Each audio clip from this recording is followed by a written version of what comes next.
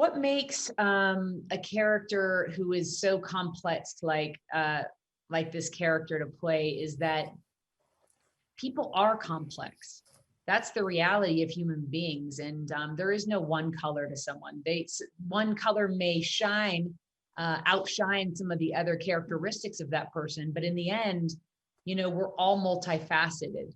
And being able to play that myriad colors, and sometimes in this Mhm. case of this character, it's in a paragraph. You see all the colors of that character in a paragraph because she's so spiraling out and trying to find that. When you hear people talk about the movie and they say, one moment, I'm sympathetic because she's so vulnerable, and then another moment I'm like, oh my god, she's crazy and I can't believe that she's doing that. But then on the flip side, after you know that, you still have empathy for her.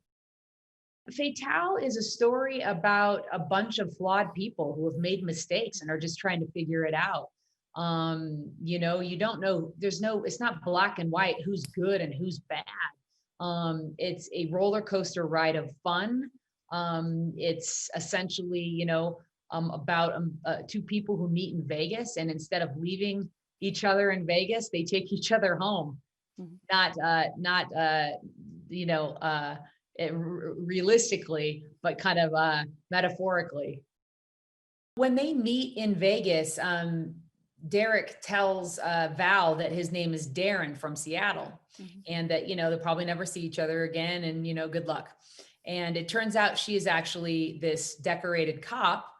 She's a detective, and she is called into this crime scene that happens to be Derek's house.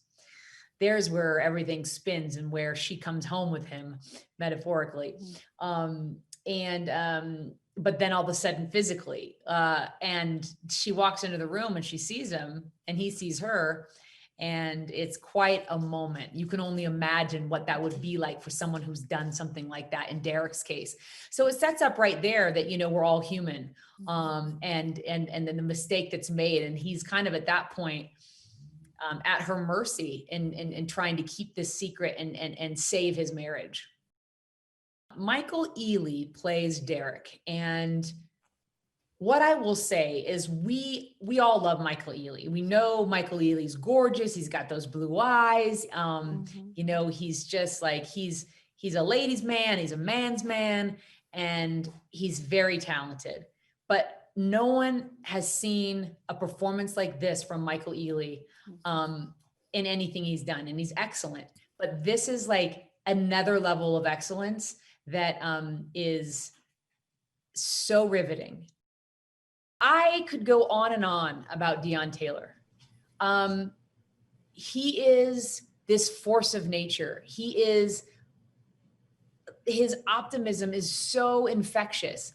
He wants everyone to shine their brightest light. He wants everyone to be the best they can be, and not just for his movie. We'll be sitting at a restaurant and he'll compliment the waiter and tell them, something incredible about their personality. He's just that type of person, and he has such great integrity on top of extraordinary talent. I knew right away when I saw just The Intruder by the suspense that he was able to capture, which is so hard to do. It's like making a magic trick, really.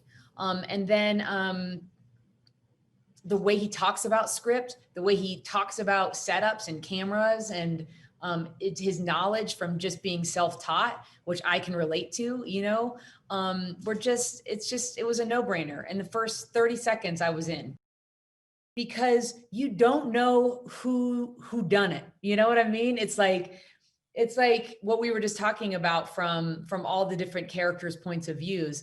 It's like people are doing bad things, and so you don't know who to trust. And I think that creates suspense in itself. But then when you add Dion's talent and Dante's talent, you're just like, whoa, it's a roller coaster ride. Usually in thrillers, I think you can see things coming a million miles away. From the beginning, how it's all going to play out, and you might be in for the ride. But this movie just keeps you guessing, and you don't know what's going to happen from one moment to the next. And that includes the end. The end is like a whole other type of surprise. Just when you think you couldn't be surprised anymore, the end comes.